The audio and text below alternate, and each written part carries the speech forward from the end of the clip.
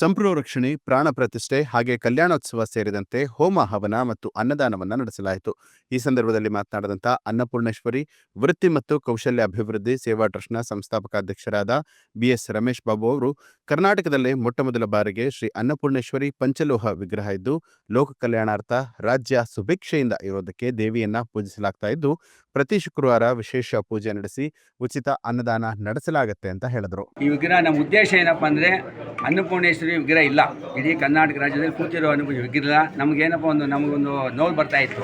ಎಲ್ಲ ವಿಗ್ರಹ ಈ ಒಂದು ದಸರಾ ಆಗಲಿ, ಮೇ 1ನೇ ತಾರೀಕಾಗಲಿ, ನವೆಂಬರ್ 1ನೇ ತಾರೀಕಾಗಲಿ ಎಲ್ಲ ಈ ನವರಾತ್ರಿಗಳಿಗೆ ವಿಗ್ರಹ ಬಂದು ಮೆರವಣಿಗೆ ಬರೋರು. ನಮಗೆ ಒಂದು ನೋವು ಏನಪ್ಪ ಅಂದರೆ ನಮ್ಮ ವಿಗ್ರಹ ಅನ್ನಪೂರ್ಣಿ ವಿಗ್ರಹ ಯಾರೂ ಮಾಡಿಸಿಲ್ಲ, ಅದು ನಾವು ಅಡುಗೆ ಕಾರ್ಯ ಮಾಡಬೇಕು ಅಂತೇಳಿ ನಾವೆಲ್ಲ ಮುಖಂಡೆಲ್ಲ ಕೂತು ಮಾತಾಡಿ ಇವತ್ತು ಪಂಚಲೋಹ ವಿಗ್ರಹ ಮಾಡಿಸ್ಕೊಂಡು ಬಂದಿದ್ದೀರಿ.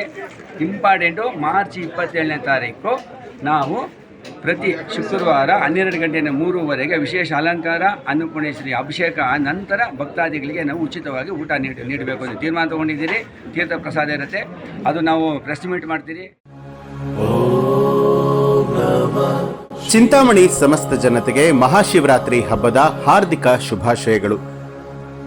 ಶಿವನ ಅನುಗ್ರಹದಿಂದ ನಿಮ್ಮ ಜೀವನದಲ್ಲಿ ಸುಖ, ಶಾಂತಿ ಮತ್ತು ಸಮೃದ್ಧಿ ನೆಲೆಸಲಿ ಎಂದು ಶುಭ ಹಾರೈಸುವವರು GN ವೇಣುಗೋಪಾಲ್, ಚಿಂತಾಮಣಿ ಜನತೆಯ ಆಶಾ ಕಿರಣ, ಸಮಾಜ ಸೇವಕರು ಹಾಗೂ ಬಿಜೆಪಿ ಯುವ ಮುಖಂಡರು, ಚಿಂತಾಮಣಿ ವಿಧಾನಸಭಾ ಕ್ಷೇತ್ರ.